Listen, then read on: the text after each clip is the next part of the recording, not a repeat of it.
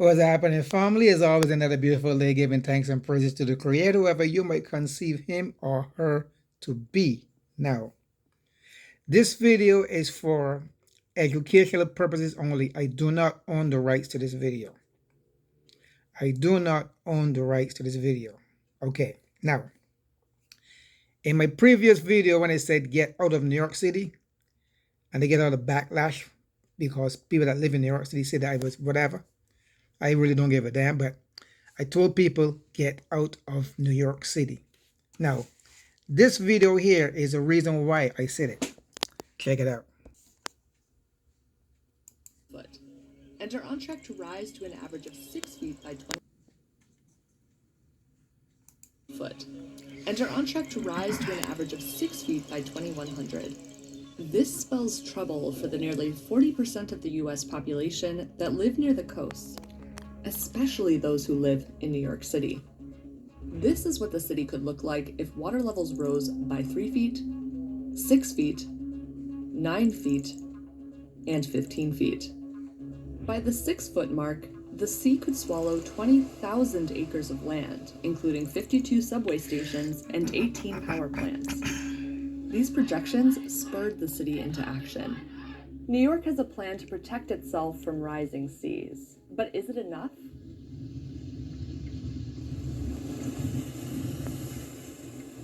On October 29, 2012, Hurricane Sandy hit New York City hard.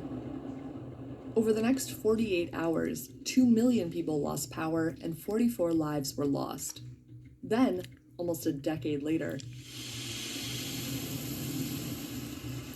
Hurricane Ida and ensuing flash floods dumped a record-breaking 10 inches of rain on the city in September alone. And the situation is only projected to get worse. New York City's geography makes it particularly at risk to the impacts of climate change. A substantial portion of its lands are low-lying, some even built on landfill. One of the first problems the city has is it has 600 miles of coastline, and so it is very vulnerable to sea level rise and to any impacts that would be coastal in particular. So the city has been investing in critical infrastructure projects to make it more resilient against future storms. Projects like the $1.45 billion East Side Coastal Resiliency Plan. Kicked off in the fall of 2020, the project aims to protect the city's most vulnerable stretch of land, Lower Manhattan. First, by raising the East River Park by 8 to 10 feet, and second, by installing a 2.4-mile flood protection system made up of barriers like flood walls and floodgates along the East River. The neighborhood that this project is adjacent to is over 110,000 vulnerable New Yorkers. And so it's critical that we start to really prepare the city and prepare these neighborhoods for increased coastal storms, sea level rise, and all of the other impacts of climate change. It's set to finish in 2026. Climate change is a new thing that we're all facing together as a community, and the more people can kind of step back a little bit and recognize that these are the big kind of hard moves that we're going to have to make in the coming decades. Then there's Hunters Point South Park in Long Island City, which sits on a former industrial site. Hunters Point South is a great example of kind of how you can integrate resilience into a fantastic park space really well. Completed in 2018, the park features rain gardens, salt marshes, and a lawn that can hold 550,000 gallons of stormwater runoff. So there are features that are just built in across the park that intermingle with nature and that you can use on a sunny day for recreation, but then they have that stormwater or storm surge purpose. Not only does Hunters Point South Park shore up Long Island City against the effects of extreme weather, some features actually mitigate climate change. We've got grass, we've got trees, we've got the salt marsh. Those have a carbon capture ability, and salt marshes in particular are actually better than forests at capturing carbon. Resiliency efforts like these haven't stopped at parks. Other neighborhoods have added flood protection methods to existing infrastructure, like in southern Brooklyn's Canarsie, which was hit especially hard by Hurricane Sandy. Over here, most of us, our basements was full. I couldn't get into my garage because everything had tumbled over. But the people on the other side, like say 105, those people, their basements was 5 and 6 feet of water. Okay, we had 3.5 feet over here.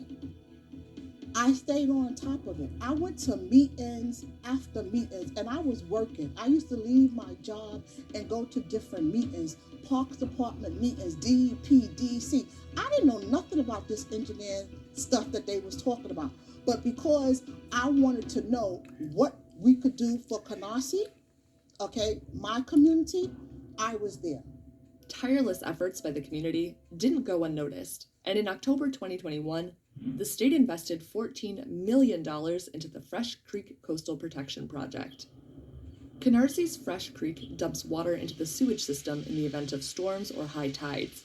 This, combined with the overflow coming from the creek itself, results in even more flooding. So the restoration project aims to build tide chambers that would block seawater, trash, and debris from entering the existing sewer lines.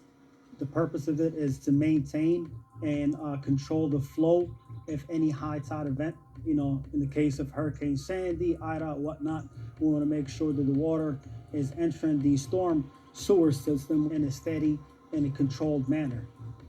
The infrastructure investments that we're making here prevent the kinds of infrastructure failures that we've seen from these floods like Sandy, these storms like Ida just last year. And so it will protect Canarsie from flooding, and for decades into the future will keep Canarsie resilient.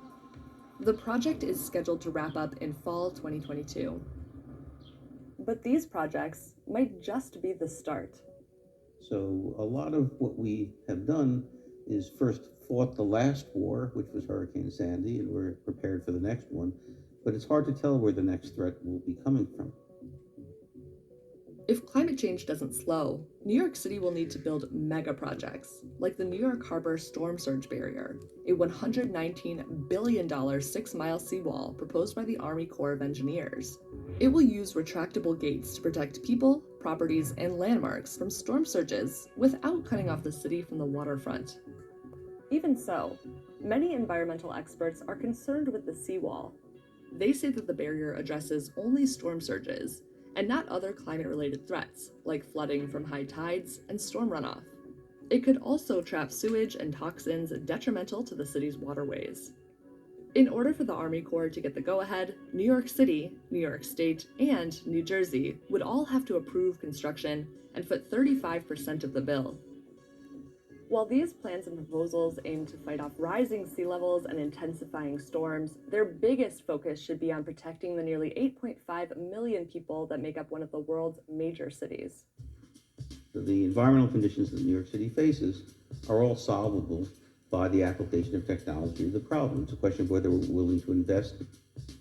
We have got to start thinking a little bit ahead of the game and prevent the problems from happening. So New York City is going to be around, and if it starts to sink, we'll figure out a way to pump it up, guaranteed.